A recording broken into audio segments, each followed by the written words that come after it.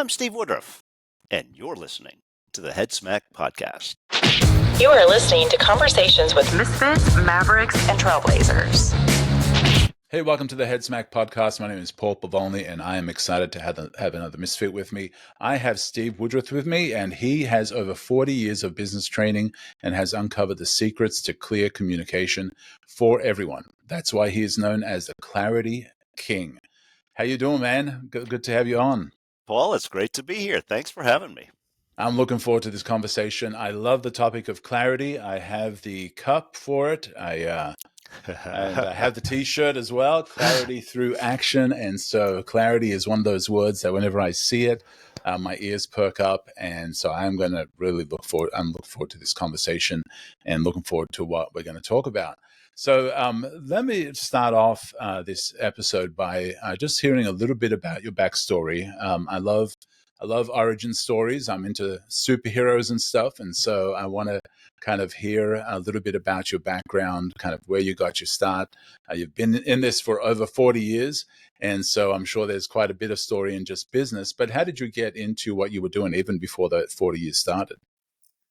Well, Paul, like most of us, whatever I said in my high school yearbook definitely did not end up being exactly where I was going. So my earliest aspiration, I wanted to be an astronaut. I loved science fiction. I read that stuff like crazy, but I didn't have good eyes. And back in those days, you had to have 20/20 vision to go into the Air Force, be a pilot, be an astronaut. So, second place, astronomer. I wanted to be an astronomer. You could have gotten up a few weeks ago, though. Yeah. Well, I loved astronomy. I had my own telescope. I was totally into it. I got a scholarship to go to Vanderbilt University. They had a great astronomy program. And so I went with all those high hopes. And then I ran into calculus and physics. And that was the end of my dream of being an astronomer. It turns out I love all the observational and some of the more esoteric aspects, but I just hate formulas. I hate math. I hate all that stuff. And that's 99% of being an astronomer. So I had to shift to psychology. And for a while after college, I thought I was going to go into the ministry. I studied for 2.5 years for that.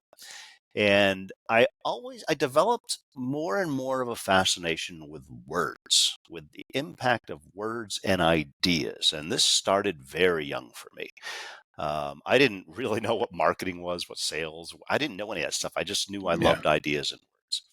And once I entered into the business world and started in sales, I began to understand how important ideas and words were to promoting whatever it is that you're doing. And so that started me on my 40-year journey of using words in emails, in books, in presentations, in every form to try to impart information, convince, and it's become probably nothing short of an obsession and a mission for me. That you've got to be clear. If we can't break through the noise and be clear, we can't succeed in any endeavor. Clear communications is crucial for every single endeavor, every role, every company, every person, except one person. That is Brother Thomas, who is on an island under a vow of silence, and he is not allowed to communicate with any human beings. He doesn't need clarity. All right. Everybody else does. He's off. He's off. So where did this love for words come from? Like, is it something attached to your parents? Was it something attached to a book you read? Where do you feel that love for words came from? I just started reading a lot when I was young, and I was good at processing words. And then my this incredible memory that was way back there about how I first began to get an interest in what later I understood was marketing was I was watching a TV commercial, and it was for a moving company. I don't remember the name of the company, but I know they had a jingle at the end. And I said, boy, that's a lousy jingle. That's really bad. Yeah. And I came up with new words for it. And, it's just one of those little isolated things. But it showed that there was something in my DNA Yeah. real early about how important a message was. And as I grew older and as I went to school and then as I entered into the business world, later on, maybe decades later, I look back on that incident and said, oh, you were a marketer right from the get-go. You just You didn't got know it. distracted with space. Yeah, Yeah. I got distracted with living and, growing up. But Yeah. there's always been this fascination with brands and with marketing and with messages, and I still to this day absolutely love being immersed in analyzing how words work. Yeah. Now, what was your first job? So, after you studied psychology and all of that stuff, what was your first job that you did that actually got to use some of your passions? It was in a medical device company. We were selling very sophisticated medical device equipment in radiation oncology, radiation medicine. And the ironic thing about this is that one of our chief audiences for this equipment was medical physicists. And and it turns out that I could learn the stuff if I could get my hands on it and see it. It was the theoretical that had thrown me off. Yeah. So I learned, electronics and aspects of physics. And about 8 years into this job, somebody said to me, "Are you a physicist?" And oh, I laughed within. I never forgot that because it was like at least a little vindication of the thing that had beaten me in my freshman year in college. I had at least made some form of recovery. Yeah, yeah. And so, so that led to what? What was the next step from that? When did you start pursuing the next thing? So that was a 10-year journey, and that was a small company. So I got to wear a lot of hats. I did sales. Just started doing marketing because there was no one else to do marketing. I got into branding, and every bit of that, I just loved it. And then the internet showed up, and Yes. yeah, early on, I saw a demonstration in the very early days of web browsers and the internet, and I was absolutely awestruck. The Yeah. fact that you could just design something and push it up and it would be available to the whole world blew my mind. Yeah. Yeah. So I then took a job with a software company that was developing applications for mostly for pharmaceutical companies, but it was online learning, online branding, and it gave me a chance to scratch that itch of Yeah. internet and software stuff. And so that's where I started getting much more serious into things like user design, interface design, information design, all of which are part of effective communication, Right. and as well as doing consulting and project management and all these functional areas where clear communication is mission critical, and I just had to learn it by doing it over and Yeah. over. So that was another 10-year span. And then I had a decision to make. Was I going to work for someone else, or was I going to follow my own passion and my own vision and launch my own consultancy? And with 5 young boys under my roof and probably too much idealism and not enough common sense, I launched out about 20 years ago on my own and haven't looked back. No, I have looked back once or twice. I think every entrepreneur or solopreneur will have to admit that they've looked back a few times. Right. But Right. I built my company, my role, my job around me, what I believed was most important, Yeah. and that led me eventually to writing a book and writing another book and workshops and doing clarity stuff full Yeah. time. Yeah. So, what you're considered the king of clarity? What does clarity mean? So I look at clarity in two primary dimensions. One is clarity about your purpose, your value, and your direction. And this is both individuals and companies. You've got to have a clear sense of where you're going. And this is a big problem. Many people do Yeah. not have clarity, and many companies don't have clarity. They'll basically say, we'll do anything. You jack of all trades. I'll take that. I'll do this without a clear North Star or compass. I Yeah. think that is one of the most crucial things. And that's one of the most important things I do is working one-on-one with individuals and working with companies to help them get clear on who they are. The second piece is, okay, given that, how do we make the message clear? How do we Yeah. express it clearly? How do we use words effectively to sell, to market, to brand?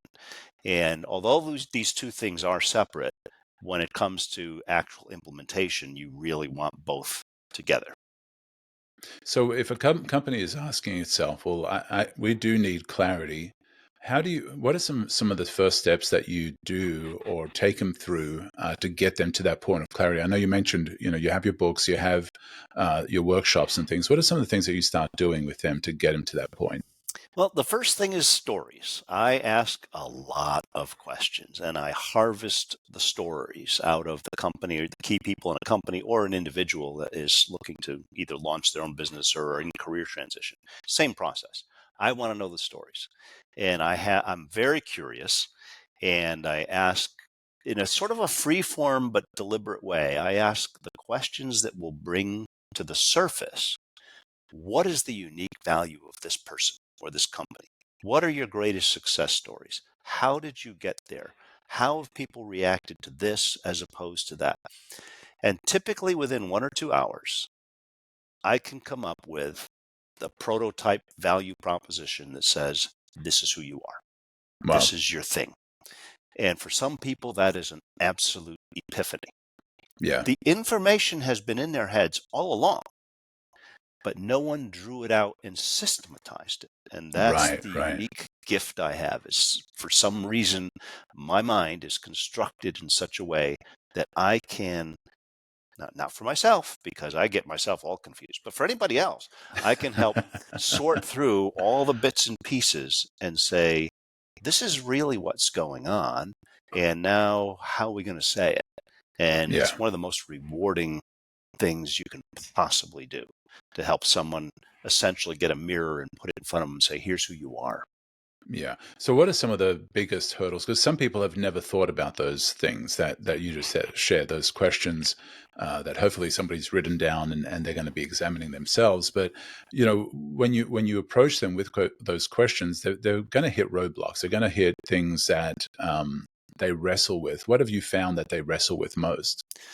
The biggest river to cross is you don't want to have a wide open net for any opportunity. People don't want to be pigeonholed. They want to keep an open mind, so to speak. Yeah. And I say, absolutely not.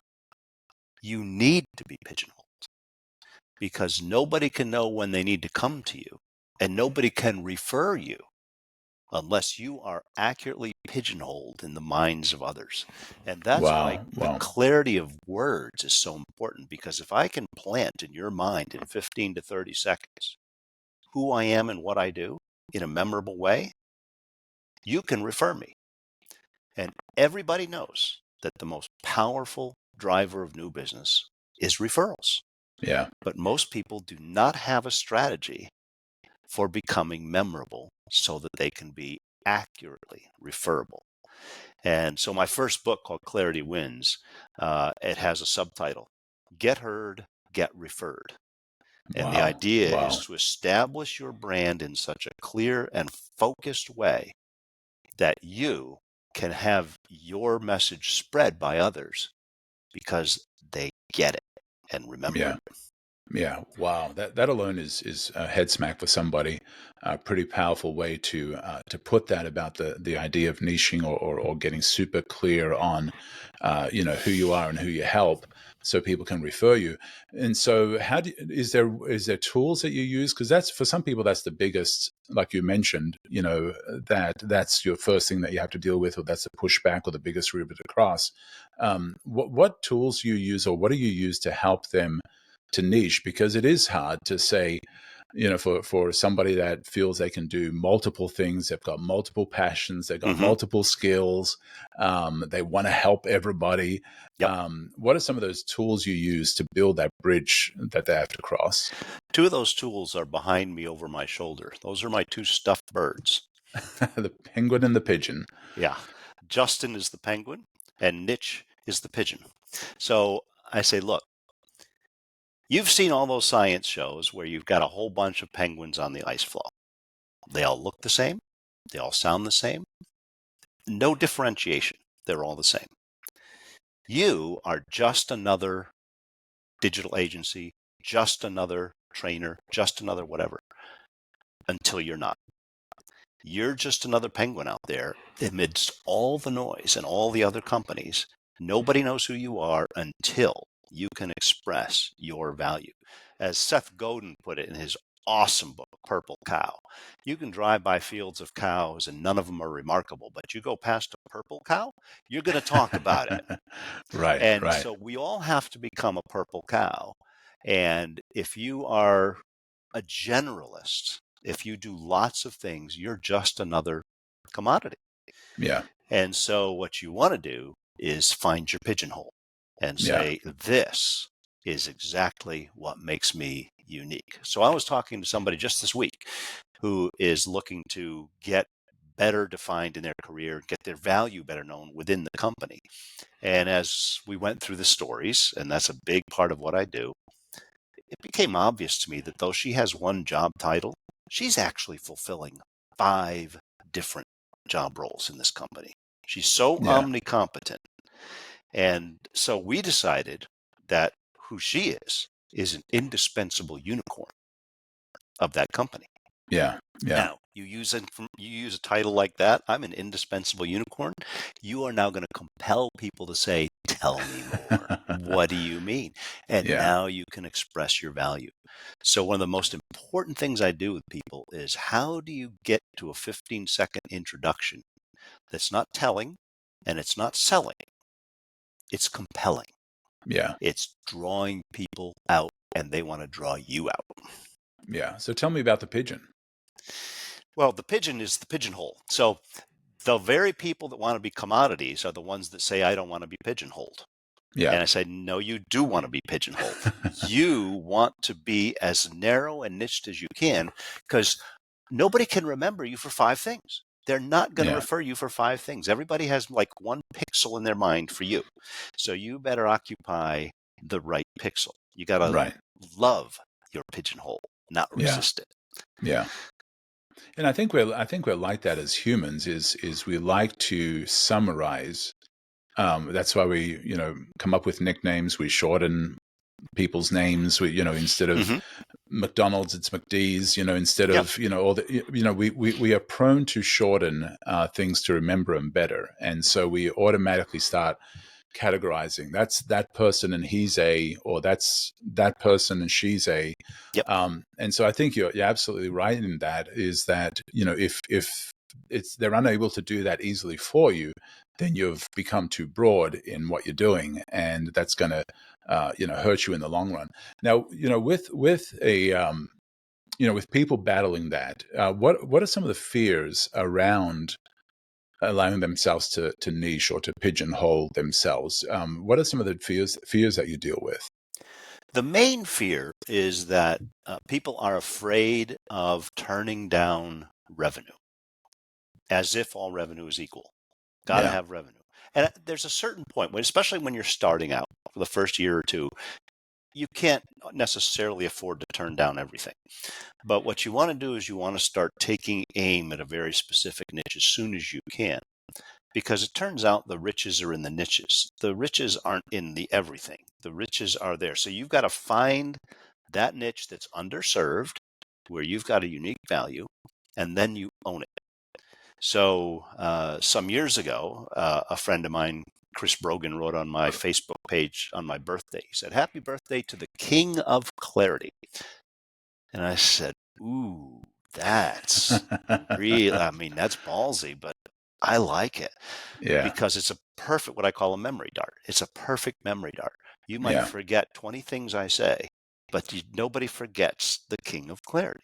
yeah, And so I just took that and ran with it. And yeah, part of effective branding for a company and an individual is that shorthand, shortcut picture that you put in yeah, somebody's mind. And our job is to put that picture. It's not their job to figure us out. It's our job to say, here's my pigeonhole. yeah. I love that. And so, are there any other fears for that people that you have to work with them or get over when it comes to them wanting to have that niche or that pigeonhole? You mentioned the financial is one of them. Are Right. there any other things that? One that comes up a lot is people are afraid of bragging, and they're afraid of being viewed as bragging. Wow. And I get it. I understand that. And there's a nobility to that. But the fact is that personal branding is just simply expressing who you are. It's not obnoxious bragging. It's bringing forth in simple terms the value that we have. And I have found that I have to help people overcome this feeling of reserve to own their superpower.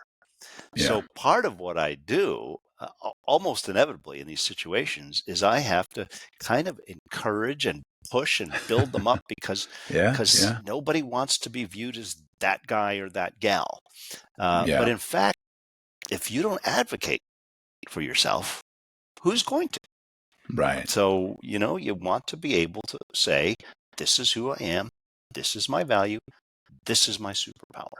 And sometimes you kind of have to push people a little bit to Yeah, own it. yeah, yeah, yeah. I love that. Those two great points. And so when it comes to the niching or the pigeonholing, what are the different types of niches? I would imagine one would be I am a specialist, and that's my niche, Hmm. or I serve a certain group. Right. Right? Are there any other niches, or is there any other ways you can define those, So or there are lots of layers of niches. So I talk about vertical niches, which is, I'm an expert in the auto industry, or I'm an expert in insurance or in medical device, whatever you want to define that. There are also what I call horizontal niches that transcend certain industry domains, like an HR specialist or a right? writer or that kind of thing. Then you want to narrow it down to, I work with this specific type of person, this demographic, this title. They have a particular type of felt need that I can meet. And so you just keep moving down the layers until you can say, as my editor, Josh Burnoff, who worked with me on both of my books, he is both an author and an editor and a Sherpa for new authors, but he works on business books. He's not just a general editor. He Yeah, helps people write, or he helps ghostwrite business books. That's his niche, and he's great at it. And he's just said that that's where I'm going to be. Well, that's way better than if his LinkedIn profile just says editor. yeah, yeah, What does that mean? yeah. Editor. And so a lot of companies use generic fluff language like solutions and services and systems, and they don't tell you exactly what they do, who they do it for, and what the pain is that they're fixing. And so they're forgettable. Yeah. Wow. Wow. I love that. And so, yeah, I think somebody's going to need to rewind and listen to how you define that, because I think it's so good. In it's not just I'm a particular skilled person at whatever, at branding or whatever, but also niching down as who do I specialize for, Hmm. and getting as narrow as possible. Now, you started talking about something there that I want to also elaborate on, is the memory darts. Hmm. You're not a fan of the elevator pitch. You like the term memory darts. So talk about that for a little bit. What is that? A memory dart, the term memory dart is a memory dart. It's a graphical, vivid snippet that creates a picture in somebody's head and enlightens quickly. And the best communicators throughout all of history have used memory darts, parables, stories, statistics. All of these great little shortcuts are what I call memory darts. And the most important memory dart we can have is our introductory memory dart. How do we answer the question, Paul, what do you do? Well, if you don't give me a good, clear answer in about 15, 20 seconds, I'm tuning you out because you're just another whatever podcaster, Right, you know? right, right. So, but it turns out that memory darts aren't just introductory. Memory darts are everything you would use in a sales pitch, in a presentation. You want to wrap your concepts into colorful, short, provocative language that stick. Yeah, So I believe that actually we all have to learn to speak in memory darts. And if you look at ancient literature, if you look at the Bible, is full of memory darts, yeah, absolutely packed with summaries and word pictures and analogies and all of these things. They've all existed for a long time. I just systematized it in the books and called it memory darts. But these are not, unique. They're not rocket science. They're just effective use of words to turn the light on. yeah. And the great thing is just making up phrases, that can own a concept, right? Kind of like the purple cow that you already referenced, by Seth Godin. Other people have said similar things about standing out or differentiation or whatever, but he came up with the purple cow, Exactly. and we've been using it forever. We try and explain differentiation, we try and do all these things, but then we say purple cow, and it's like, oh yeah, I get Yes. Well, it. part of this is the shortcut process of you want to try, if you can, to hook something into people's minds that they already have.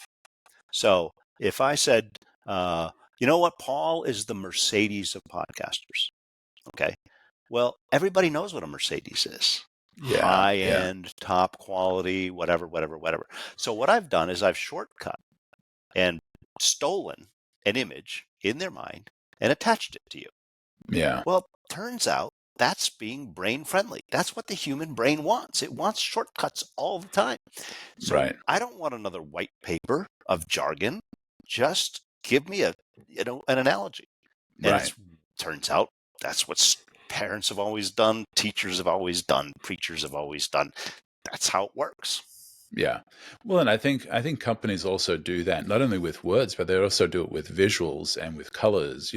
If you see something from Tiffany's, it's from Tiffany's, Yeah. because they have a very particular packaging. If you see Gucci, if you see different brands, they have these visual things that immediately say Yeah. luxury. This is me. This is my company. This is who we are and what we're about. And so I love that idea of memory darts, and memory darts itself is a memory dart. So, Yes. Well, the visual memory darts are very powerful, and yeah, you can have visual memory darts as a sort of a brand consistency, but yeah, also you can make a point with a visual memory dart. So years ago, I I used to really like the occasional Starbucks Frappuccino, just delicious. And yeah. then somebody created a visual memory dart. They had a picture of it, and then they stacked up how much sugar was in that thing. Oh wow, Now, I could have read and probably heard how much was in it. Didn't hit me. When I saw that, I said, I am not having another one of those. yeah, It got in me and turned the light on. Now, right, the information was out there, but it was packaged in a way that rang the bell yeah, and moved me. It touched my emotions. And yeah. that's what you want to do. You don't want to just share information. You got to touch emotion. Right. Yeah, I'm going to be thinking about memory darts for a while because it's such a powerful way to share the concept of doing something to stand out. I mean, even with speaking, as a speaker, if you got up on stage or if you're doing a presentation or whatever, you can get up there and just kind of start, hey everybody, we're going to be talking about blah blah blah blah. But if you can attach something interesting to stand out, to differentiate, to get in their head a statement, a phrase, a whatever, that makes you more memorable than the next speaker or the Hmm. next presentation they hear, right? Yep. Well, one of the masters of this was Steve Jobs. So, do you remember how he introduced the idea of having a little device that would have all these songs, the iPod? Yeah. He called it, "You can have 1,000 songs in your pocket." Oh, Yeah. I mean, that is masterful. Yeah, And it yeah, absolutely went viral. Now, right. he could have gone into a technical description of MP3 files. No, we know what a song is. We know what a pocket is. We know what a little device is. And all of a sudden, I want that. I want to have Right. 1,000 songs in my pocket. Oh, it Yeah. was absolutely brilliant.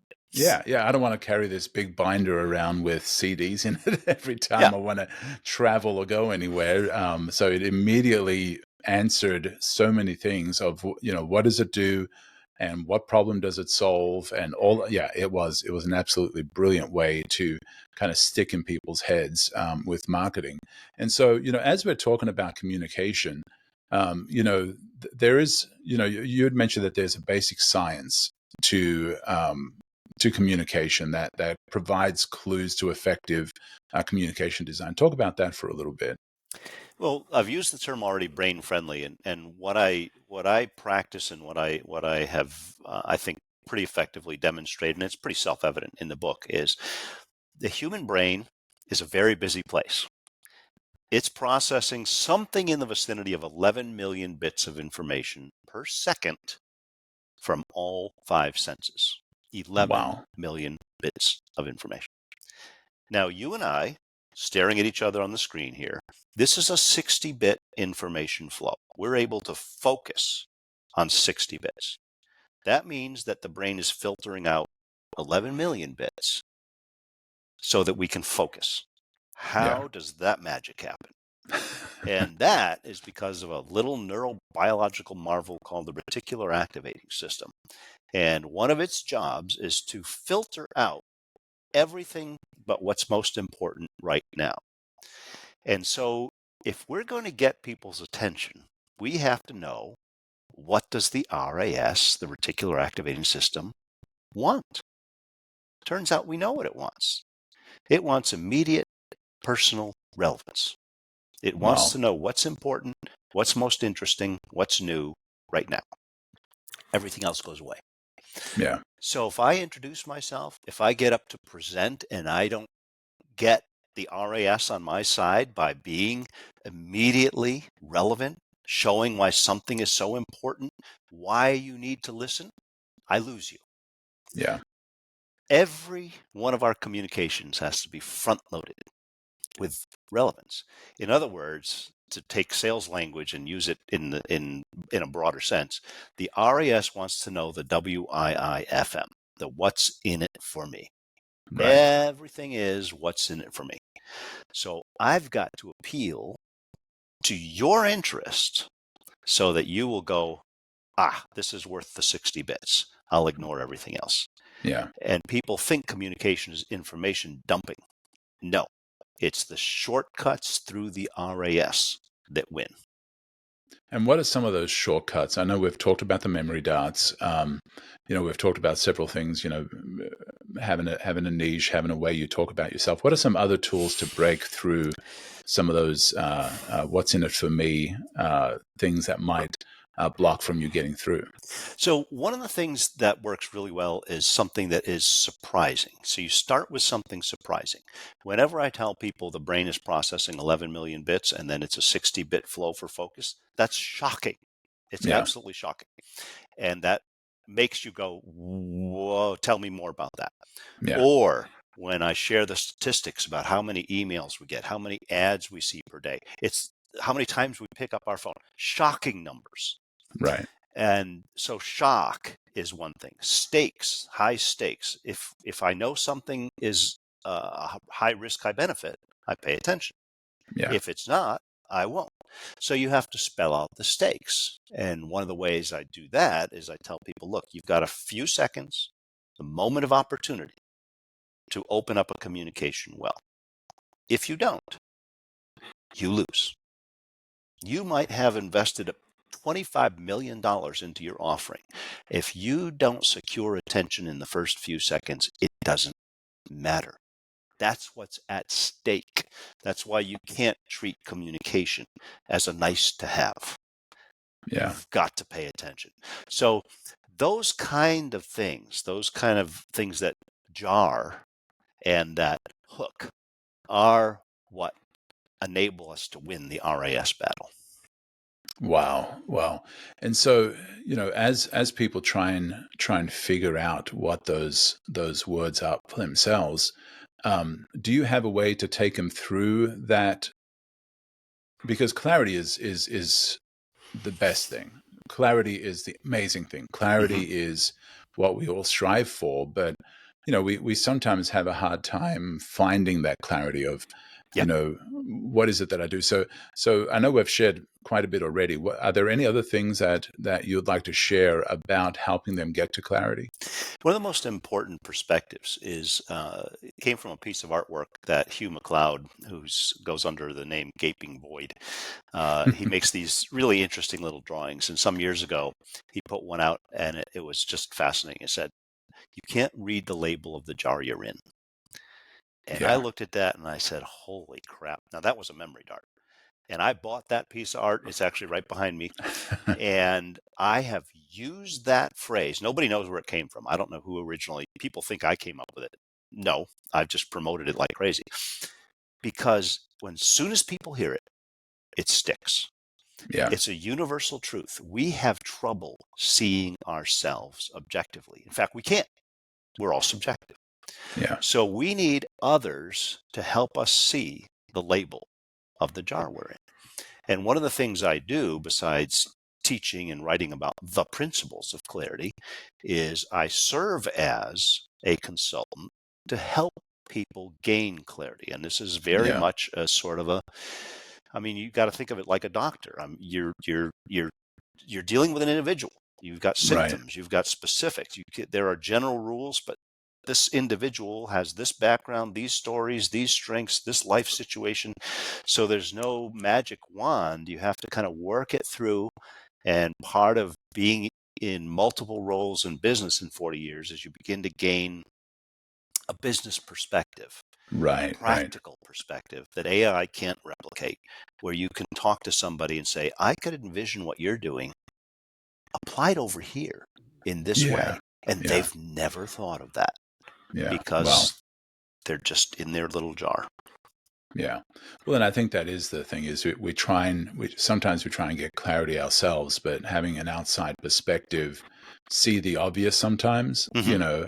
I heard somebody once recently mention about therapists is, they ask good questions that get us to say the things that we already know, and I think that happens with a lot of businesses and even with coaching and things like that. Is sometimes it's finding somebody that can ask the good questions Yeah. that can get you to where you need to go.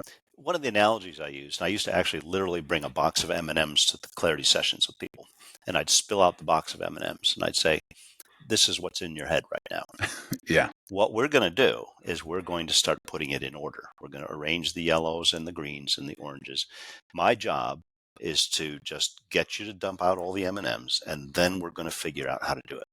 And yeah, we can't do it ourselves. I need help. I have guys in my mastermind that help me because I get myself all wrapped around the axle. I'm Yeah. stupid when it comes Yeah. to my own stuff.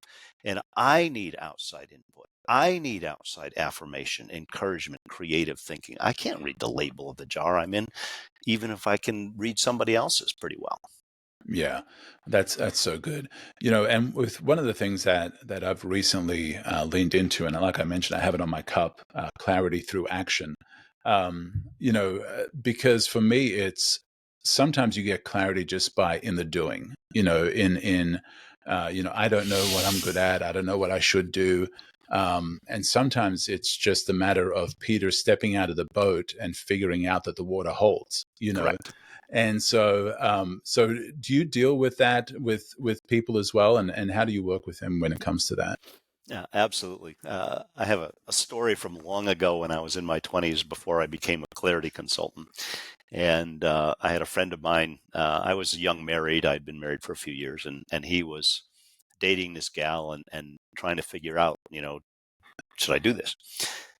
And I said, Dave, you're only going to get about to 85% certainty before you just simply have to act and step out in faith.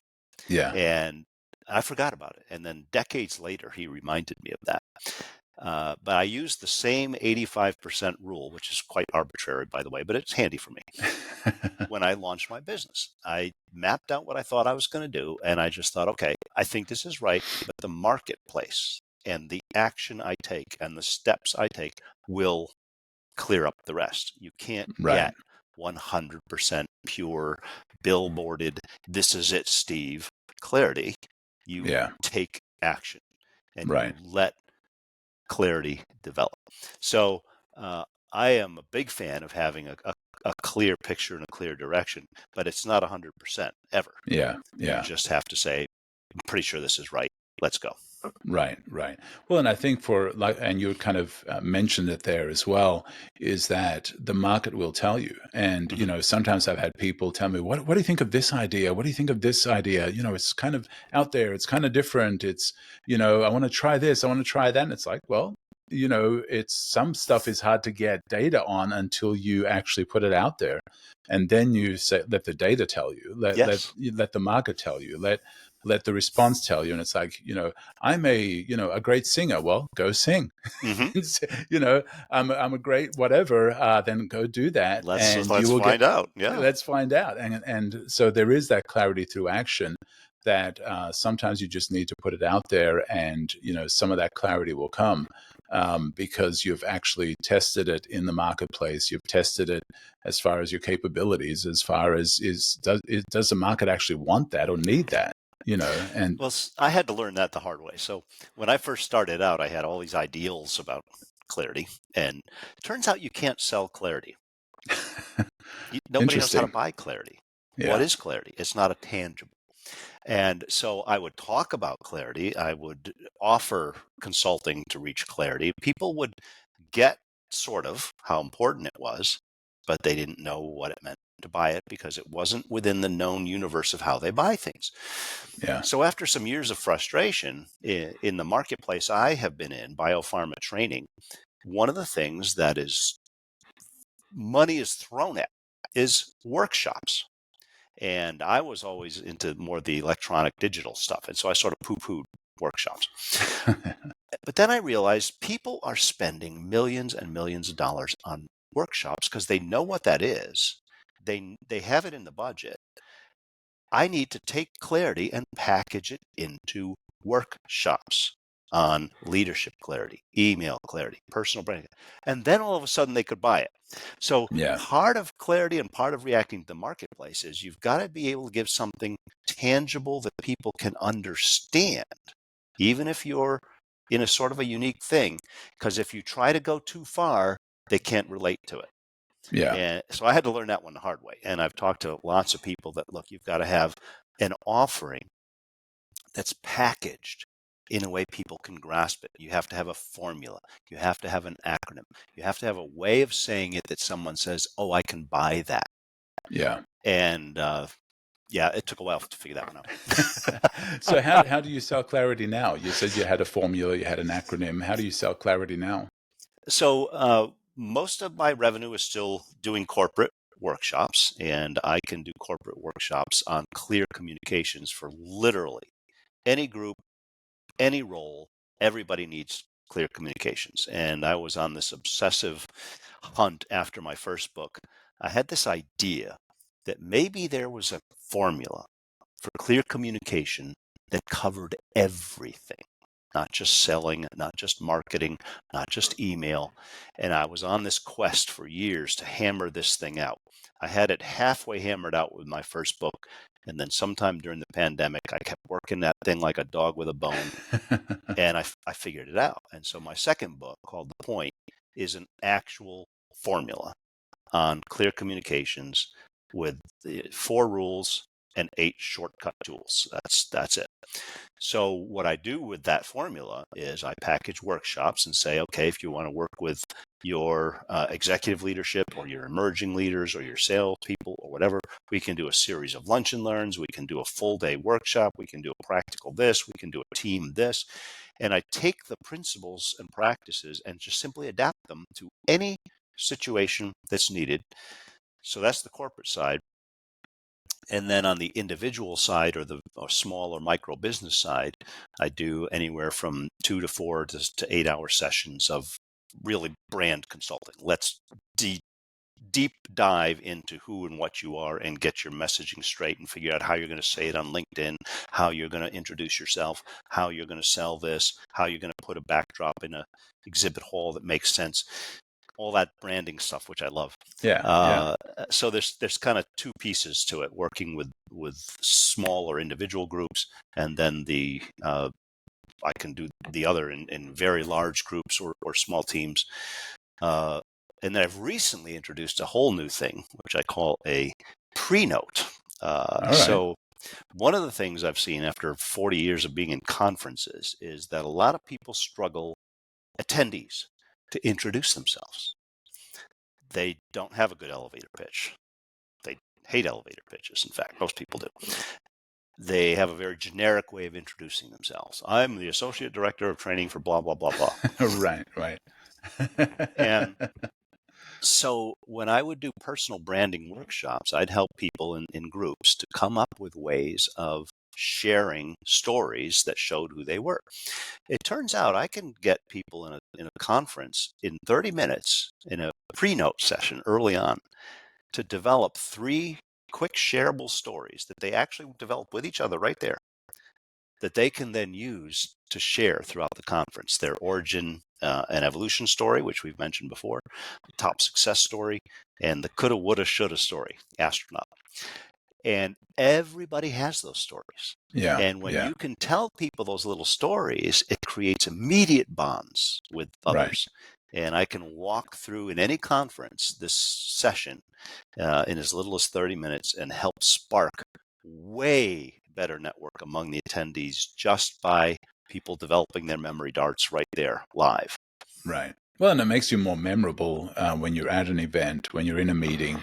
If you've got those interesting stories, those interesting things about you that make you stand out from everybody that says, I'm Bob and I sell real estate. I'm, whatever that by sharing some of those stories, it creates a way for them to say, yeah, there was a guy that said this about themselves. I remember them. Well, one of the most fun ones I did recently was with one of my own sons. So I have 5 sons. They're all grown up now. But the youngest had graduated college and he had done a degree in aerospace, basically in drones, using drones.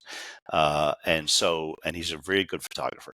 So turns out there's a company or a type of company that goes and does photographic documentation of buildings and construction in process. They go every week and take all this archive of information. Some of it's with drones.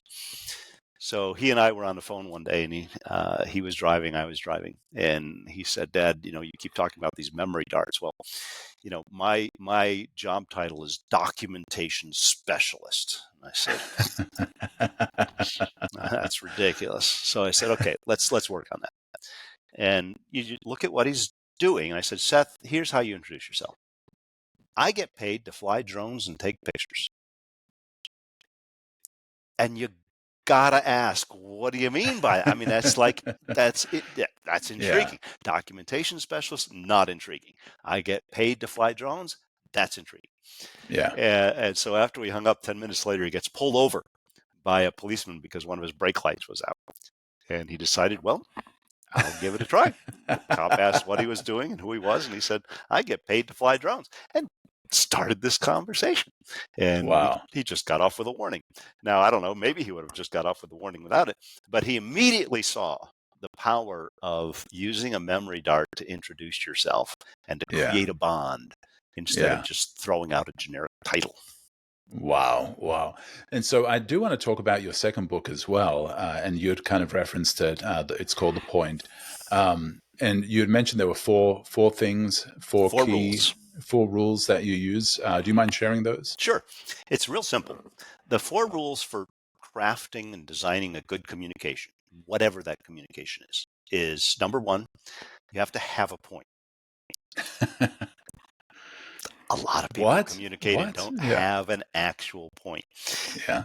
Then, secondly, you've got to get to the point. You've got to quickly because the RAS, you've got to quickly show the relevance and where you're going. You've got to let me know what's in it for me and why I should tune in. So, a lot of people keep saying get to the point, but there's a step before. You've got to actually have a point, get to the point. The third is getting the point across, which means that the brain has a common operating system, but we all have different stuff in our heads. Yeah. And I can't assume that the way I use a word, the definition I have, the meaning I have, is the same between you and me. We might be talking right past one another. So Right. that means I've got to define, I've got to illustrate, I've got to explain to make sure I'm getting the point across. And that's where memory darts come in, is I'm using memory darts to say, and what I mean by this is he's the Mercedes of podcasters. And then the final thing, especially in business, is the goal of the communication is to get on the same page.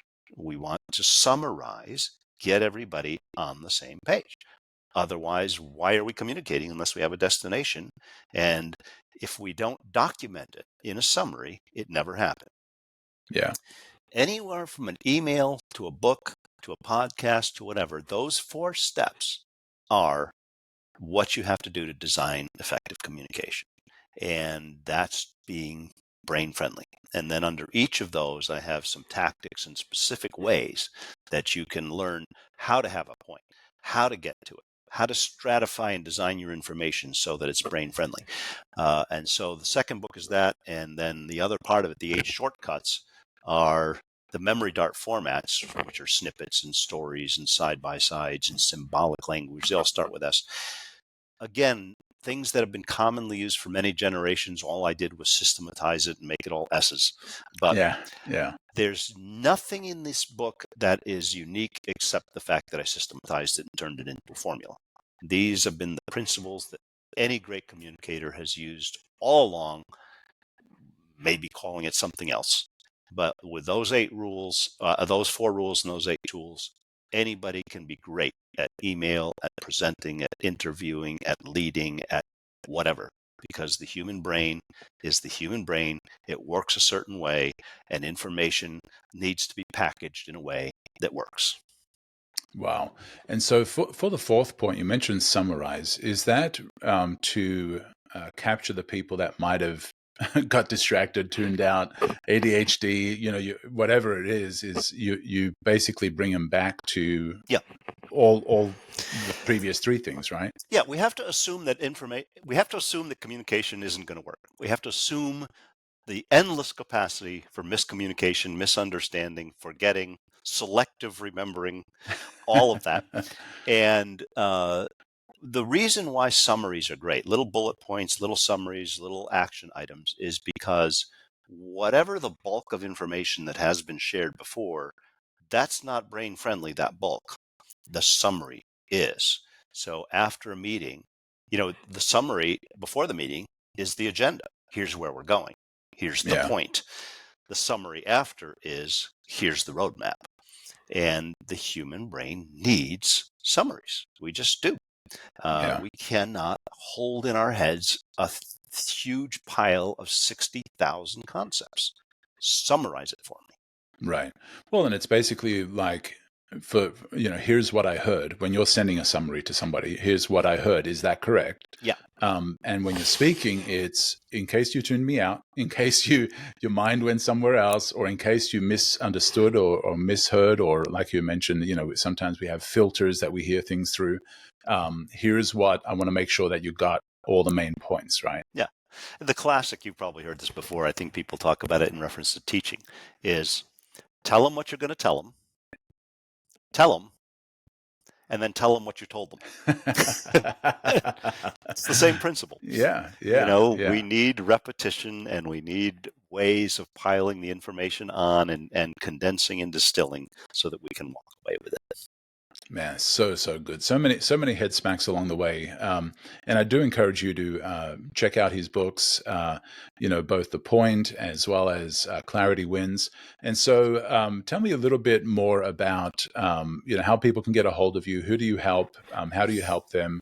Who do you not help?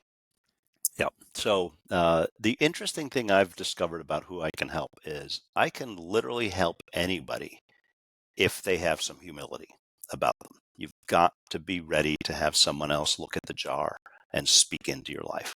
So if somebody wants to understand who they are, where they're going, and how to say it, really the principles are universal, and it's not even just business. It also applies to every other part of life. Everything I've written in these books can be applied to teaching, to preaching, to parenting. It's all the same. It's just human interaction. And so I work with a whole variety of different people, and it's all the same. I don't need domain expertise to help people formulate nice packages of words. So stevewoodruff.com is my website, and that has a lot of information on the different offerings. A lot of what I put out is on LinkedIn. I use LinkedIn most because a lot of what I've done has been more business focused. So I have a LinkedIn newsletter called Clarity Blend, and that's where it's easiest to find me, as well as in a couple of local coffee shops here in Franklin where I meet with people all the time, and we do clarity sessions, and of course, many of them are Zoom, and I'm working with people all over the place, but there's nothing quite like face-to-face in a coffee shop. Yeah. Now I know you offer like a 90-minute session for folks as well. What do they come out of that session with when it comes to a clarity session? Yeah, so a 90-minute clarity session, which I price, very reasonably, between $500 and $800, is they come out with, usually depending on what their goal is, a headline introduction, a hook, a very effective hook that they can use to introduce themselves and to put in their headline on LinkedIn. LinkedIn is another area where if you just have a generic headline under your photo, you're forgettable. You want to put something really good there. So we work on that. We work on the quickest summary of what your offerings or what your value is. And then we work on success stories and origin stories. And so it's those combination of early memory darts, introductory memory darts that we work on. And then if somebody wants to go longer and deeper, we can go into their websites, into their pitch decks, into all, how it works out. But the initial core is, let's figure out the value proposition, and let's figure out at least the most distilled, quick way to get that across. And then after that, we can go as deep as you want to go. That's awesome. Well, I do encourage you to check out stevewoodruff.com to contact Steve. So, Steve, as we wrap this up, what's a question or a head smack that you wish I'd asked you about, but I didn't ask you and you'd like to share? The question or the head smack would be this. No matter how experienced or how successful people are, you'd be shocked at how often they need somebody to just simply affirm what they're really good at and what they're all about. It's amazing still to me that people can be incredible human beings and not know what makes them tick and why they're awesome. Yeah. And one of the most valuable and liberating things we can do for each other is reading that label. Whether it's, it's in business, yes, but it's one of the most important parts of parenting, and helping to identify in your children what makes them awesome, and in your friends and people in your church. And it turns out that just about everybody except the worst possible narcissist and sociopath needs intelligent, insightful affirmation. We all do. And we should always assume that one of the best things we can do for somebody is say, you're awesome at this, and here's why. Not just blowing smoke. Here's the specific thing that makes you amazing. You can absolutely make someone's year with a 2-minute interaction like that. Wow. So good. Great way to wrap this up. I can't believe it's already been an hour. This has been an awesome conversation, Steve. Thank you so much for coming on. I do encourage you to check him out on LinkedIn, check him out on his website, stevewoodruff.com. Reach out to him if you need clarity, if you just need somebody to look from the outside of the jar to help you figure it out. and get some clarity in your life, because clarity really is the key to everything. Is when we know. I think it was Craig Rochelle that said, and I don't know whether he originally said it, but he said, when you know who you are, you know what to do. Yeah. And I think that's such a, when we have our identity, when we know who we are, we know what to do, we know what to do and what not to do as well. We know the things that this doesn't align with who I am, and therefore I should not do it. But it all comes down to clarity. And so I do encourage you to check out his books as well. You said you had a third book coming up. I'm thinking about it. So I've got the prototype idea in my head is the elevator pitch is dead. Yeah. It's time for the memory dart revolution. And it's not a bunch of new stuff. It's actually taking a lot of what I've developed in the first two books and packaging it at the introduction conundrum that we all have, and try to impart immediate tools to people to allow themselves to introduce themselves. And so you have to have a bad guy when you have something you're offering, and my bad guy is the elevator pitch, the contrast. And the good guy is the memory dart. And out of all the things that I've written in the book, it seems like the memory dart concept is the one that lands. Just as you said, take action, put it out there. I did not expect memory dart to be the thing that landed as hard as it is, but that's what it does. So yeah, and you just put it out there and you just see what happens, and that happened. And if it didn't happen, then you'd come up with something else, and correct, and keep putting it out there. Well, Steve, thank you so much for being on. This has been amazing. Really appreciate your time, Paul. It's been great getting to talk to you. All right, and we're done. Man, that was Awesome. so good. That was fun. That was so good. I enjoyed that. Yeah, that was great. I love doing podcasts, and once you start getting in the groove, it's like it's effortless. Yeah. I love recording them. I don't enjoy being on them as much. Haven't been on a ton of them, but I really enjoy having these conversations with people and just talking to them, and just hearing their stories and hearing what they have to share and stuff. And so, I love this part of it. You brought up actually one of the really interesting head smacks that I didn't explicitly mention, which is that when you have clarity about yes, you have far more clarity about what you can say no to. And this is where a lot of the confusion is. People don't know what to say no to because they haven't decisively said yes to their pigeonhole. It turns out you make people's lives way simpler when they have clarity, because then you can immediately say, nope, that's not in my wheelhouse. I don't do that. That's not my domain. And it really changes things. Yeah. Well, that's not who I am. That's not what I want to align with. That's not what I'm about. That's not what my vision is. Yeah, absolutely. I love that. Yeah, I need somebody to look at my label as well sometimes, because I think no matter how good you're at certain things, sometimes you're kind of blind to your own things. Like they say, the cobbler's kids have no shoes, and we sometimes miss our own things. And so with me, I've kind of wrestled with it as well. It's just trying to figure it out. Because you're a human being like the rest of us. Yeah. I mean, I love this podcasting thing, but I also do brand strategy and design and all of that, and so people have asked me, well, so how does the podcast align with your brand strategy and design? It's like, well, it doesn't a whole lot, but it's just something I love doing. I wanted to have these conversations with folks from different disciplines, and so I'm still trying to figure it out myself, but this has been very helpful, and I'll be checking out your books and following along your story on LinkedIn as well, and following along with what you do. And I'm glad we connected. Yeah, me too. Well, by the way, Head Smack is a great memory dart. Thank you. Well, actually, what it is, as a young creative, I would get called into these meetings, and they were brainstorming meetings. Yeah. And so they were like, well, let's bring the creative guy in to have these brainstorming meetings. And so we'd get into these meetings, and everybody would kind of sit there and just play on their, Blackberries, or, they'd fiddle around, or they'd bring gadgets, clay and hats, and let's brainstorm, and they'd have a sheet of paper, and it's like, okay, and they'd just kind of stand there not knowing how to think creatively. And so it kind of started me on this journey of, can people that are not creative think creatively? Mhm. And so I started like researching and reading books and stuff, and found some frameworks that I liked. And so I modified those and came up with the acronym HeadSmack.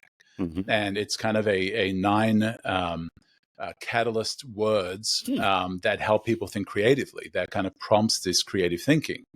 Kind of like we had mentioned, in the chat about, asking the right questions. Sometimes a coach or a therapist is a good one, is the one that asks the good questions, that pulls it out of you.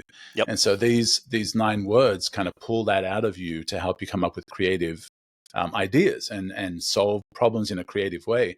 And so that became HeadSmack. And it's That's kind of so like that funny. aha moment, that, Mhm. oh my goodness, that's so obvious. Why didn't I think of that?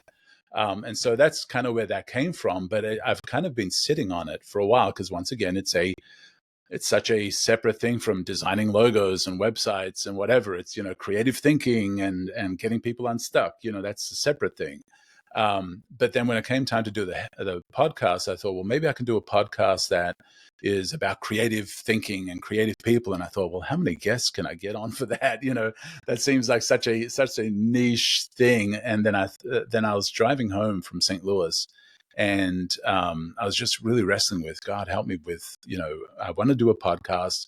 I want to call it Head Smack, but I don't want to just be about, interviewing creative people or creatives. And I'd started a separate thing called Kingdom Misfits, Mhm. for creatives that kind of feel out of place in the church and in the kingdom of God, and kind of sometimes are the outsiders or the weirdos. And so I like the word misfits. And so in that drive home from St. Louis, my wife and I were just driving quietly in the car. She was reading, I was just driving. And it was Conversations with Misfits. It was when that came to me, I'm like, that's what I want to do. I just want to talk to unique people from all kinds of different disciplines that have achieved all kinds of different things, that have different specialties, and just have these conversations. I don't want it to be an interview. I don't want it to be I don't want it to be political or overly controversial. I just want to have these conversations with people with great ideas. And when I brought those two together, it's like, yeah, I want these aha moments for people to listen to the podcast. And I've often said, one idea well executed can change everything. And that's the head smack, is like, oh, wow, if you just took something that Steve said today, and you took that and executed on it, it could change everything. It'd be that aha head smack moment for you that could literally change your life, your business, your whatever, your ministry, whatever it might be. And so that's kind of where that came about. That's That's the cool, story because of I it. didn't even know it was an acronym for the creative thing. I just looked at it as just a great um, uh, a great analogy, one everybody can relate to. Oh man, either I wish Yeah. I'd thought of that, or the epiphany, the aha. Yeah, exactly. Everybody has that.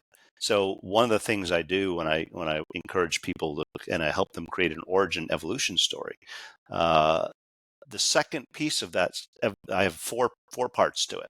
I started here, then this happened.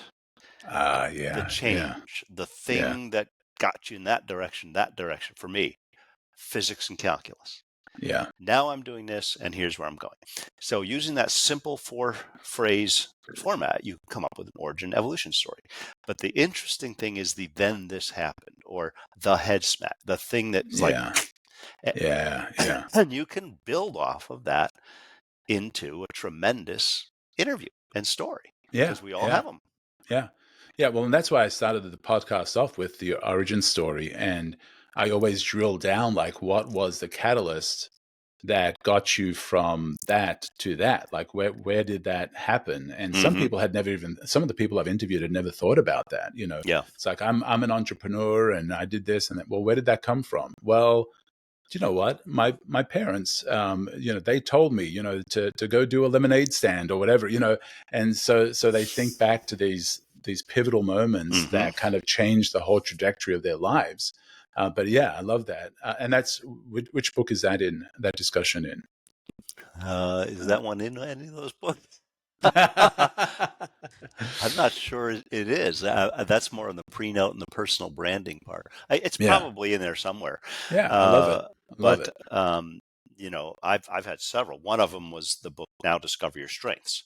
That was life changing for me. It Yeah. was, Yeah. don't keep focusing on your weaknesses, identify your strength. Completely changed. Purple Cow was another Yeah. head smack for me. And so there were just a few of those along the way. And then Susan Cain's book, Quiet, about introverts and why it was okay, not only okay, but it was fine to be an introvert. Those three things were all major pivots in my thinking and my Yeah. ability to accept who I am and view the world in a different way and not to be always thinking bad things. Uh, Right. Right. so those head smacks were huge for me.